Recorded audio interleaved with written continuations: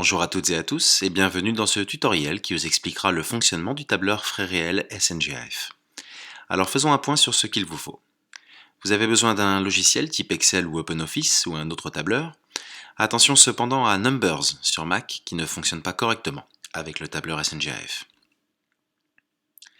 Vous avez besoin de vos 12 bulletins de paye de l'année 2014, l'intégralité de vos EP4 et EP5.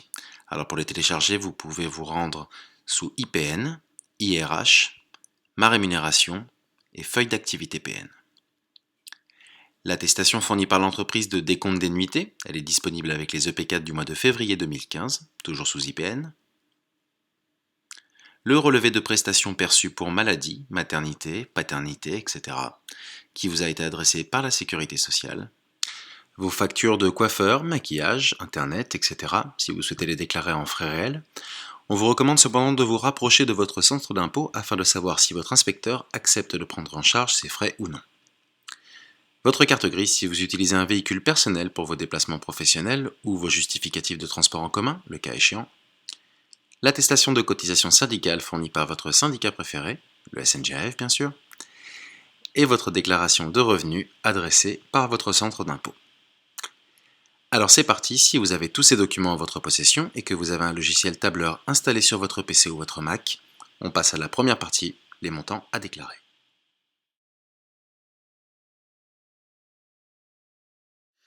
Voilà, donc le tableur s'ouvre et pour pouvoir rentrer votre déclaration, vous allez du haut vers le bas, vous faites défiler tout simplement.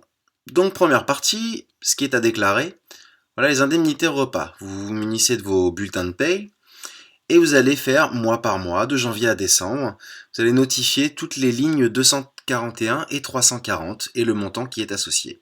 Donc là, on voit sur la ligne 241 que j'ai 214,80. Donc je remplis 214,80 dans le tableur. Et pour la ligne 340, j'ai 210,29. Je rentre 210,29. Voilà. Et le tableur calcule automatiquement le total pour janvier et le reporte ici dans un total général pour l'année. Vous continuez donc au fur et à mesure, mois après mois. Ensuite, les indemnités de transport. Vous avez donc toujours besoin de vos 12 bulletins de paie 2014. Et vous allez repérer les lignes de 290 à 299 si vous avez un véhicule personnel type moto ou voiture. Et les lignes 250 et 270 si vous avez une carte orange. Et de la même manière, vous remplissez mois après mois les cases de janvier à décembre. Alors j'ai mis beaucoup de cases volontairement pour vous laisser plus de place si vous en avez besoin et que vous utilisez les deux moyens de transport, mais je ne pense pas que vous aurez besoin d'en utiliser autant. Donc voilà, ligne 290, sur la feuille de paye, on voit qu'il y a le montant 101,01, donc je le reporte ici. Ensuite, les frais d'hébergement, vous vous munissez de l'attestation d'indemnité de découché fournie par l'entreprise. Vous regardez le montant qu'il y a et vous le remplissez sur le tableur. Donc on va dire que le montant est par exemple de 5200 €. Voilà, vous remplissez 5200 €. Les indemnités journalières de la sécurité sociale. Le montant figure sur l'attestation d'indemnité journalière que vous avez reçue par la poste adressée par votre sécurité sociale. On va dire que le montant est de 250 €. Donc voilà, vous le repérez à l'endroit que je vous montre, et vous le remplissez dans le tableur, voilà, 250,30 on va dire, et le cumul net imposable, qui figure sur votre feuille de paye de décembre 2014, tout en bas, dans ce petit encadré. On va dire que sur l'année 2014, j'ai gagné 30 000, donc je rentre 30 000. Voilà. Et vous avez terminé la première partie du total à déclarer. Le montant figure ici, et on y reviendra tout à la fin pour savoir ce que vous devez reporter sur votre déclaration d'impôt. On va donc passer à la deuxième partie, les montants à déduire. Alors, on va attaquer le gros du sujet avec les indemnités journalières. Vous allez d'abord devoir vous munir de vos EP5 afin de relever l'ensemble des rotations que vous avez effectuées durant l'année 2014. Alors, je fais une petite aparté ici, vous voyez un exemple de ce que je vais vous expliquer oralement, que vous pourrez retrouver donc dans le tableur après ce tutoriel si jamais vous avez un doute. Vous prenez donc le P5 de chaque mois, vous repérez les dates de départ, par exemple ici on voit un départ le 16 à Orly et un retour le 20 de la Rhône. On comprend donc bien qu'il s'agit d'un syncone Rhône. Et vous reproduisez cette marche à suivre, rotation par rotation, mois par mois. Retournons à notre tableur frais réel SNGAF et vous voyez en bas, en rouge, un feuillet intitulé Indemnité journalière. Vous cliquez dessus. Dans ce tableau, vous allez donc remplir la totalité de vos rotations annuelles afin qu'il calcule automatiquement toutes vos indemnités journalières, pays par pays, rotation par rotation. Imaginons une rotation en synchrone long courrier. Dans nombre de jours, je rentre 5. Dans escale, je rentre le pays dans lequel je vais découcher. On va dire un truc sympa comme Singapour. Donc je clique, je descends.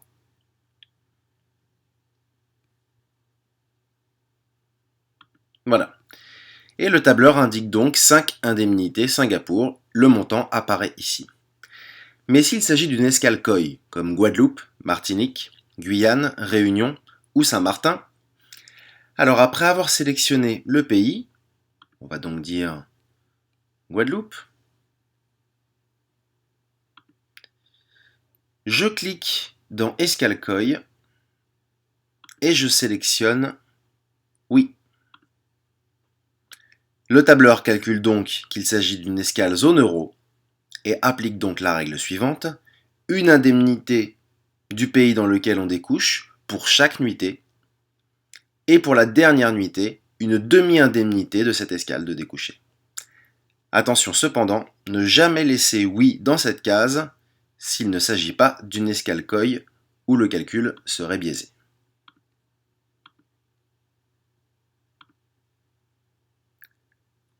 Vous reproduisez donc cette marche à suivre pour tous les mois en descendant. Février, vous remontez, mars, avril, mai, juin, et ce sur toute l'année 2014. Le montant total, il apparaît ici, et vous pouvez donc revenir sur le feuillet long courrier PNC, qui a reporté le montant également ici.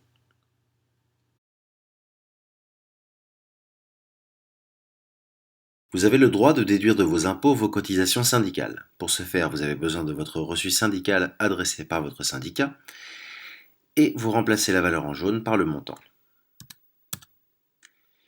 Vous avez la possibilité également de déduire certains frais supplémentaires en frais réels. Nous vous conseillons vivement de vous rapprocher de votre centre d'impôt afin de savoir si votre inspecteur accepte ou non de prendre en charge ces frais. Sachez toutefois que, s'il accepte, vous pouvez déduire des frais téléphoniques, comme vous utilisez votre téléphone pour les réserves, le suivi planning, les modifications de rotation, etc. Le coiffeur, votre entreprise vous demandant de respecter certaines règles de port d'uniforme. Vos frais de changement de valise, bagages, accessoires de voyage. Votre abonnement Internet, étant donné que vous avez besoin d'une connexion pour consulter vos plannings ainsi que réaliser vos e-learning, etc., etc. Pour le calcul des indemnités kilométriques, munissez-vous de votre carte grise ou de vos justificatifs de transport en commun. Vous avez ici les barèmes officiels fournis par l'administration fiscale pour les voitures, les deux roues de cylindrée inférieures à 50 cm3 et les motos. Dans ce tableau, vous reportez le nombre d'allers-retours effectués entre votre domicile et CDG et entre votre domicile et Orly. On va donc dire que j'ai effectué 30 allers-retours de mon domicile vers CDG et 10 allers-retours de mon domicile vers Orly. J'habite à 65 km aller-retour de CDG et 30 aller-retour d'Orly. Une fois que vous avez rentré ces données, le nombre de kilomètres effectués sur l'année pour vos déplacements professionnels apparaît ici. C'est là que votre carte grise devient importante. Je vous invite à rechercher dessus la case P6 correspondant à la puissance fiscale de votre véhicule. Sur ma carte grise, en l'occurrence, il s'agit d'une 8 chevaux. J'ai effectué 2250 km dans l'année. Je me reporte au tableau ci-dessus, à la colonne 7 chevaux et plus. Et le barème qui me correspond est donc jusqu'à 5000 km. Je vais donc multiplier mon nombre de kilomètres par le barème 0,595. Je redescends sur mon tableau et je rentre dans barème 0,595. Le total de mes indemnités kilométriques apparaît ici. Si le barème que je dois rentrer comprend une deuxième valeur à ajouter, j'ai ici une case qui me permet d'additionner cette valeur.